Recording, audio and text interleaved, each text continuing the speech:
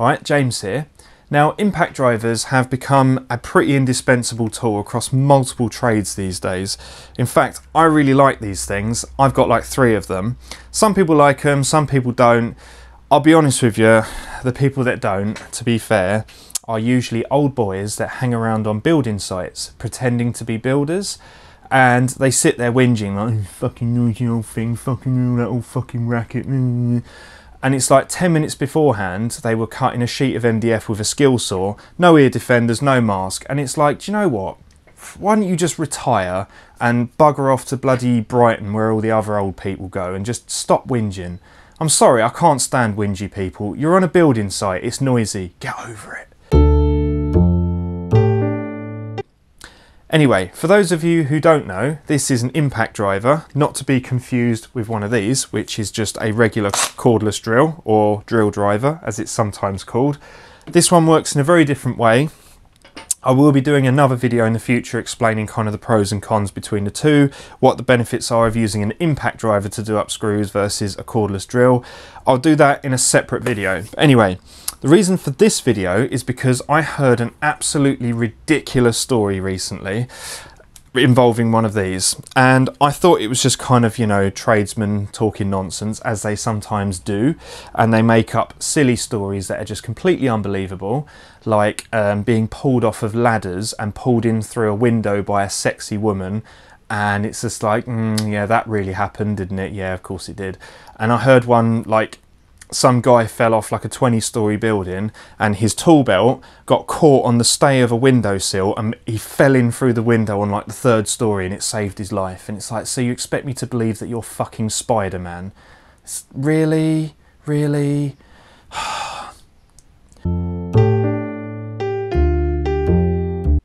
So anyway, I kind of thought it was a bit of nonsense, and I also looked online and there was also a few accounts online of this event taking place as well. So essentially, somebody was able to start a fire using one of these impact drivers.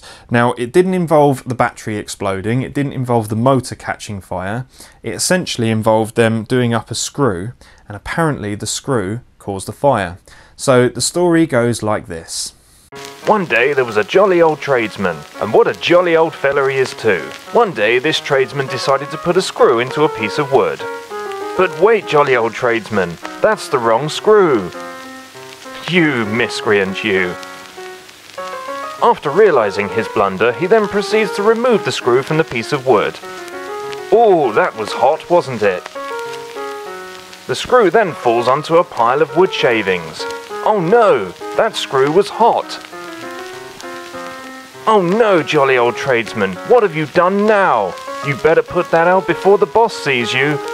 Oh dear, what a carry-on. And guess what, jolly old tradesman? You're fired.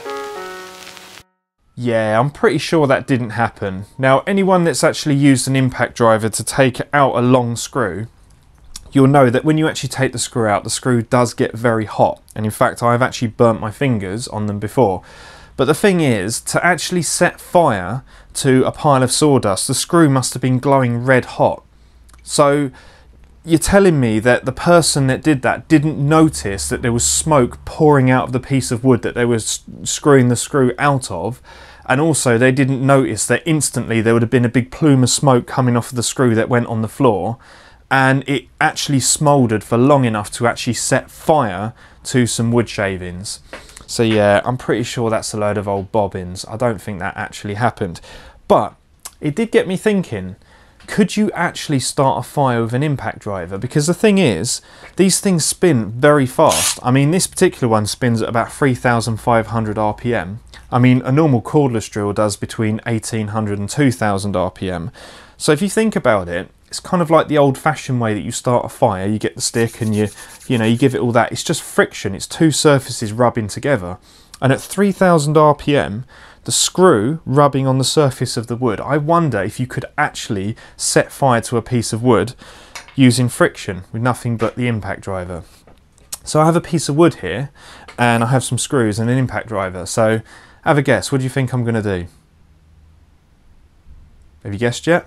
Yeah, I'm going to set fire to a piece of wood with an impact driver. Now, this video is not going to be scientific. You didn't click on this video for science. You clicked on it because you saw the keywords fire and impact driver, and I'm not going to sit here and start calculating rotational forces and friction and all that, because you just want to see a piece of wood set on fire, don't you? Let's be honest. So I'm sorry, you know, for any people out there, please don't leave comments like, well, it's not very scientific, is it? And it's like, well, that's because it's not meant to be scientific.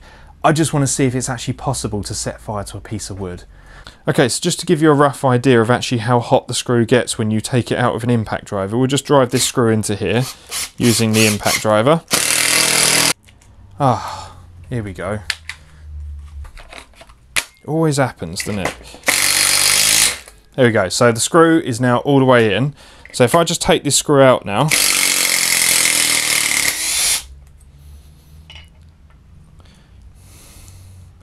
as you can see, that's shooting up pretty quick, and yeah, 74, 76, 81, 83. So that's actually 85. That's pretty hot, that screw. So now what I'm going to do is I'm actually going to drill a hole in this piece of wood. It's about 0.5 millimeter wider than the diameter of the screw.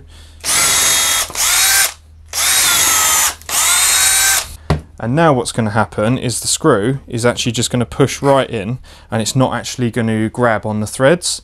And now what I'm going to do is I'm going to put that on there, and I'm just going to keep spinning that, and hopefully the friction on the screw head on the piece of wood should cause it to catch fire.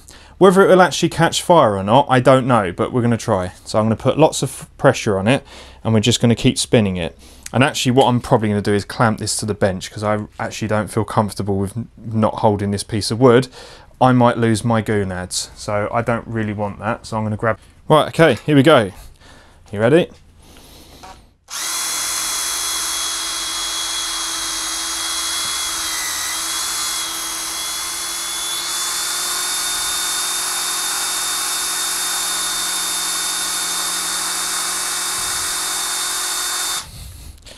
Yeah, okay, so obviously that's got very hot, but very smoky, but it's not caught fire.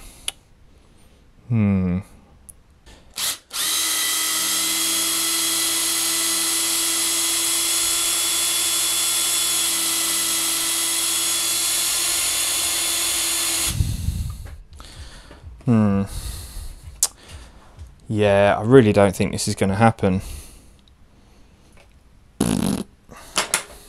So should we just quickly measure that? You know, because we're not being scientific at all and everything.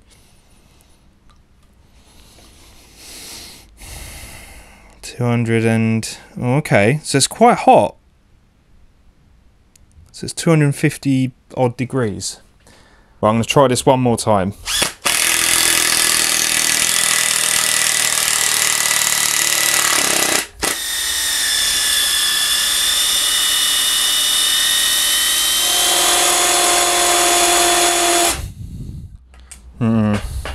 No, it's not happening.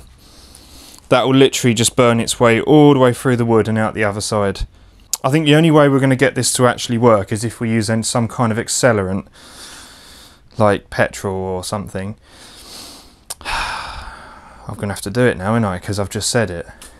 Okay, so the most flammable thing I've got that isn't petrol is acetone. So I've poured a bit of acetone on there. I've got a glove on, you know, safety and all that. So here we go, let's see.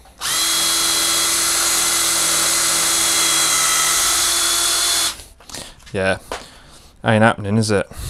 Okay, so the reason why I think this isn't happening, because remember, we're not getting scientific, so I'm just going to briefly scientifically explain why this isn't happening. Now, for fire, you need three things. You need a source of ignition, you need oxygen, and you need fuel. Now, we have fuel, which is the wood. We have the source of ignition, which is the screw getting very hot in order to smoulder and flash the material over. What we don't have is oxygen, because the screw is being pushed into that wood, and the point of friction where it's actually making most contact is underneath. So air isn't actually going to get under there to actually cause ignition. So I'm going to try a different approach. Now, the way this is traditionally done when you start a fire in the wilderness is with a piece of wood and another piece of wood. And the piece of wood is just pushed onto the surface so that you get plenty of air around it so that it ignites. So I've got a little dowel in this drill here, so I'm going to try a different approach, and I'm going to try a wooden dowel on the wood, and we're going to spin that really fast and see if we can actually start a fire.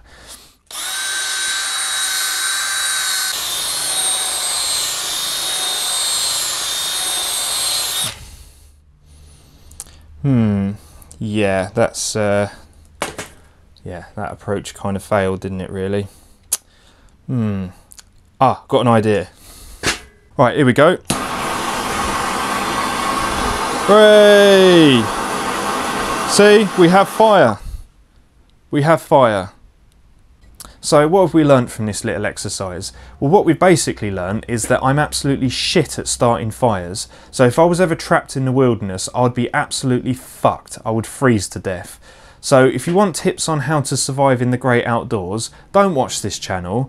If you want tips on how to engineer, construct and repair stuff, this is your channel. I should really stick to what I'm good at.